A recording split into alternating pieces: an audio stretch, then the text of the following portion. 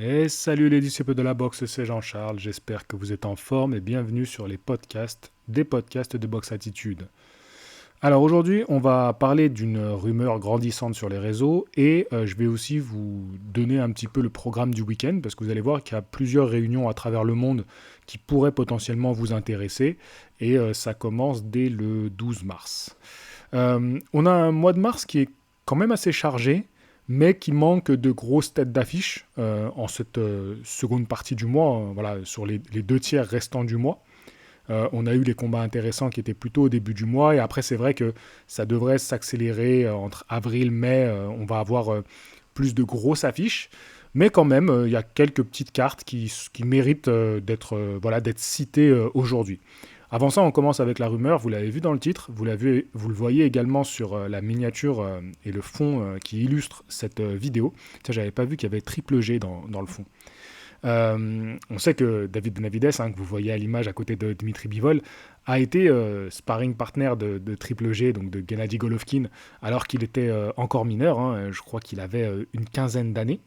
Tiens, Bivol Golovkin, ça aurait été une très belle opposition, ça. Malheureusement, c'est vrai que Golovkin, on a vu que c'était quand même un vrai poids moyen. Bivol aurait pu descendre en super moyen. On aurait pu faire un catchweight à un moment donné entre ces deux combattants. Ça aurait été une très très belle affiche. Mais déjà, on n'a même pas encore commencé le podcast que je suis en train de partir sur des sujets qui n'étaient pas prévus dans cette émission. Alors, la rumeur dit que la WBC a ordonné, alors voilà, c'est officiel, la WBC a ordonné un combat entre donc le champion WBC des mi-lourds Dmitry Bivol, qui détient également bien sûr les trois autres ceintures, WBA, IBF et WBO, qu'il a ravi à Arthur Beterbiev dans un combat revanche, et elle aurait ordonné un combat contre le challenger David Benavides, ce qui est en soi totalement logique. David Benavides mérite son combat pour un titre. Ça fait fort longtemps que Benavides n'a plus combattu pour une ceinture. Il détenait la ceinture WBC dans la catégorie des super moyens. Il a été destitué parce qu'il a loupé des contrôles. Et il s'est avéré qu'il avait une petite tendance à prendre de la cocaïne. Et en plus de ça, il a loupé des pesées. Et à ce moment-là, il a été un petit peu voilà, mis de côté par la fédération WBC. Et puis, comme par hasard, dans cette période, après est arrivé un certain Canelo, qui s'est emparé de toutes les ceintures. Et alors là, il n'était plus du tout question d'ordonner quoi que ce soit. Canelo Benavides, non, ça n'existe plus. Mais maintenant, bizarrement, la WBC se réveille et elle exige à son champion que Benavides soit donc challenger légitime. Donc si je vous fais cette introduction un petit peu sarcastique, c'est parce que je pense que clairement il mérite sa chance pour un titre. Mais je vais être un peu partagé. Comme c'est pas une décision officielle, je ne vais pas donner mon avis tranché sur la décision, parce qu'elle n'est pas encore actée, mais je vous donne mon avis sur le combat qu'on pousserait à faire. Moi, ce qui me dérange, c'est que le combat revanche entre Bivol et Beterbiev, avant que le combat commence, on nous disait déjà que on devait se préparer à ce qu'il y ait une trilogie.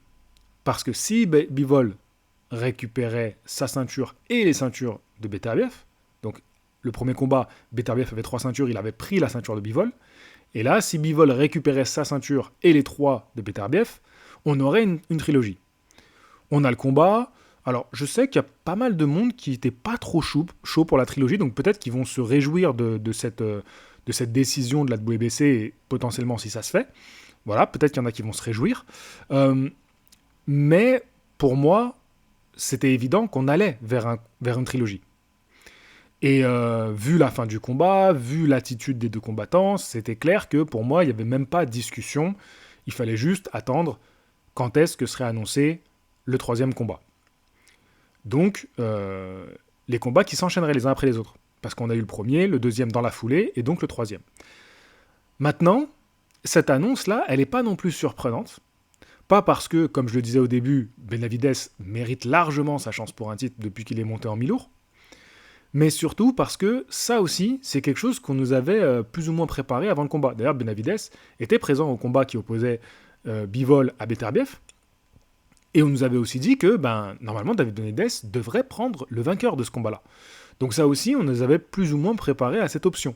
Donc c'est pour ça que je vais être assez divisé, dans un sens où je me dis, c'est logique, ils tiennent cet engagement-là auprès de David Benavides, mais en même temps, l'engagement qui aurait été pris auprès de Arthur Beterbiev et qui était aussi quasiment officiel, quoi. Même Beterbiev l'a dit. Je crois qu'il y a cette...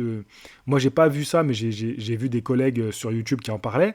Beterbiev, il a dit, même je te serre pas la main parce qu'on a un troisième combat à faire. D'air de dire, entre toi et moi, c'est pas fini. Alors, je sais pas. Est-ce que ça serait donc la suite logique, on va vers une trilogie et le vainqueur, cette fois-ci, affronterait David Benavidez? Je n'en sais rien. Juste, je suis un peu divisé. Je ne sais pas ce que je préférerais voir. Les deux combats me plaisent. Là, on voit donc une image où ils sont à côté, ils ont tourné ensemble, ils ont fait des sparring, donc ils se connaissent. De toute façon, à ce niveau-là, ils se connaissent tous, les gars, et puis ils s'étudient tous. Mais en termes d'opposition, moi, je veux voir ça. Je pense qu'aujourd'hui, Bivol est au-dessus. Mais moi, j'aimerais bien voir un tel combat se produire prochainement. Ceci étant dit, j'attends vos avis en commentaire sous ce podcast. Et maintenant, je vais passer au combat du week-end. Voilà, donc, comme à mon habitude... Ah oui, un dernier petit mot, pardon.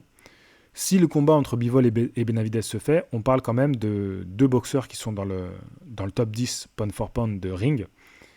Bivol aujourd'hui est 4e et Benavidez est 10e de ce classement. Donc c'est quand même, dans tous les cas, une superbe affiche qu'on aurait.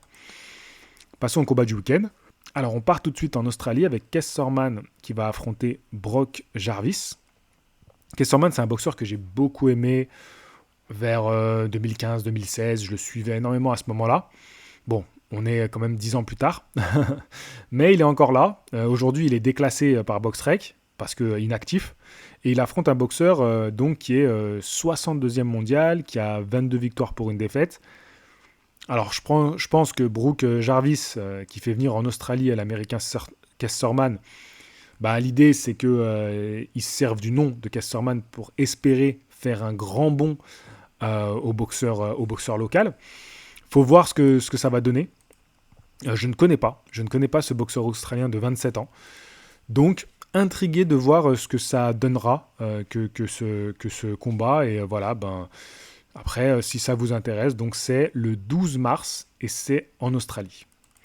Ensuite, on a une soirée à Tokyo, au Japon, le 13 mars. Donc le 13 mars, c'est jeudi, donc en journée. Je crois que les deux seront en journée, que ce soit l'Australie ou le Japon. Ça, pour nous, ça tombe en journée parce que c'est à peu près sur les mêmes fuseaux horaires. Et là, on a une très très belle soirée parce qu'on va avoir plusieurs championnats du monde dans la catégorie des mi-mouches et des mouches. Pour les mouches, en tête d'affiche, on a Kenshiro Teraji qui affrontera Seigo Yuri Akui. Donc c'est un combat d'unification. Teraji est champion WBC et Seigo, il est champion WBA. Dans la même catégorie des mi-mouches, on a un autre championnat du monde qui opposera Anthony Alasquaga à un japonais, donc c'est lui le champion WBO, à un japonais Hiroto Kyoguchi. À voir ce que ça va donner. Et on aura un combat dans la catégorie des mi-mouches, comme je vous le disais. Donc la catégorie juste en dessous, championnat du monde WBO. Donc le champion, c'est Shokichi Iwata, qui affrontera René Santiago. Donc voilà, ça promet d'être quand même une soirée intéressante. Et puis Kenshiro Teraji, c'est un excellent boxeur. Donc je vous invite à le voir ou à le découvrir. Alors, soirée suivante. Cette fois-ci, donc, on quitte Tokyo et on s'envole pour l'Angleterre, donc un peu plus proche de chez nous. Ce sera le 15 mars, donc samedi soir. Soirée quand même intéressante, donc à nos horaires, donc en soirée, une soirée Queensberry Promotion, Frank Warren, si vous ne saviez pas que c'était lui qui a Queensberry Promotion. Et la tête d'affiche opposera Nick Ball, qui défendra son titre WBA des poids plumes, contre Teji Doheny. Pourquoi ça m'intéresse, ce combat ? Nick Ball, bien sûr, je préférais qu'il affronte les autres champions de la catégorie des poids plumes. C'est une catégorie que j'affectionne particulièrement depuis quelques années. Même si je regrette un peu qu'à l'heure actuelle, les champions ne s'affrontent pas et qu'on ne cherche pas une unification totale. Mais Teji Doheny, vous devez vous souvenir que c'est ce boxeur qui a affronté Naoya Inoue. Alors, en soi, il n'a pas fait une perf contre Inoue où je me dis « j'ai tellement envie de suivre la suite de sa carrière ». Non, pas du tout. Par contre, comme je sais que Nick Ball est un potentiel futur adversaire pour Naoya qui prépare sa montée chez les plumes Et on est de plus en plus convaincu que Naoya Inoue va monter chez les plumes prochainement. Et de ce qu'on entend et de ce qu'on comprend, c'est qu'il se sent, ça y est, vraiment prêt à faire cette montée de catégorie. En plus, avec les complications qu'il a eues à obtenir les combats qu'il souhaitait dans sa catégorie actuelle pour défendre ses titres, à mon avis, ça va pousser le clan Inoue à prendre cette décision prochainement, parce qu'ils voient bien que ça y est, en fait, ils sont un peu dans une impasse dans la catégorie des supercoques. En sachant que Teiji Doheny, il a affronté Inoue, alors changement de catégorie, il faut voir ce que ça va donner, mais cette connexion-là, pour moi, elle n'est pas anodine. C'est un peu volontaire d'avoir fait cette opposition-là. Bon, déjà parce que Teiji Doheny, il s'est fait un peu un nom en affrontant Inoue. Donc en Angleterre, ils se sont dit, ah tiens, on a un boxeur d'origine irlandaise qui vit en Australie. Allez, les Irlandais, c'est quand même c'est un pouvoir d'achat en Angleterre. Bon, on organise une soirée à Liverpool. Ça peut faire une petite communauté qui va venir pour lui. Et Nick Ball, il aura ses supporters sur place. Donc c'est pas déconnant de faire ce combat. Il y a Charlie Edwards aussi qui combat, intéressant. Donc voilà, petite soirée anglaise, il n'y a rien de foufou, hein. C'est pas une soirée de fou, même ce combat, pour moi, il n'est pas fou. Je vois quand même Nick Ball nettement dominer les échanges, mais c'est plus dans ce que ça nous promet pour la suite. Voilà, que cette soirée m'intéresse. Voilà, je vous ai dit, il n'y a pas des soirées de fou ce week-end. Je ne vais pas vous survendre des choses qui ne sont pas... si ce week-end tu ne regardes pas de boxe, je comprendrais. Et je vais finir avec une soirée, donc cette fois-ci on va à Orlando, en Floride. Donc on retraverse l'Atlantique, on aura fait le tour du monde dans ce podcast. Alors, le combat le plus compétitif de la soirée va opposer deux boxeurs chez les poids moyens, Austin Williams qui est 13e mondial box-rec, à Patrice Volny qui est 8e. Donc là on a potentiellement un combattant qui se mettrait en pole position pour être prétendant à une chance mondiale. Le vainqueur de ce combat-là. Mais le nom les noms, parce qu'il y a un autre nom aussi un peu sympa, mais le nom surtout qui va sûrement attirer un peu du monde dans cette soirée, ça va être Edgar Berlanga. Edgar Berlanga, vous le savez, dernier adversaire de Canelo. Donc qui a perdu contre Canelo, c'était sa première défaite. Il est allé au tapis, mais bon, il n'avait pas démérité contre Canelo. Pour moi, c'est pas un combat incroyable, mais voilà, il n'a pas démérité contre Canelo. Qui fait son combat de reprise contre un top 100, 98e mondial, ils sont pas trop foulés, mais quand même un boxeur invaincu, Jonathan Gonzalez-Ortiz, qui a donc 20 victoires pour aucune défaite et un match nul. C'est un portoricain, on sait que Edgar Berlanga il est d'origine portoricaine également, donc clairement c'est un combat qui cherche à faire venir la communauté portoricaine. Je suppose qu'à Orlando il doit y avoir, s'ils ont fait ce choix, c'est aussi, ils sont pas bêtes, hein. S'ils ont fait ce choix, c'est aussi pour se dire on va jouer sur cette carte-là, quoi. L'autre nom dont je vous ai un peu teasé la présence, c'est Jamaine Ortiz. Alors Jamaine Ortiz, moi, aujourd'hui, je sais plus trop quoi en penser. Parce que je le découvre contre Lomachenko, et il me plaît beaucoup ce boxeur.